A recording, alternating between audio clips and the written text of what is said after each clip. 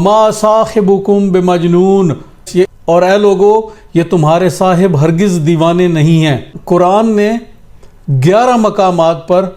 اپنے انبیاء کا دفاع کیا جن کو لوگوں نے دیوانہ کہا، اور ہمارا حال یہ ہے کہ ہمیں پاگل جہاں نظر آئے ہم اس کے آگے ہاتھ باندھ کے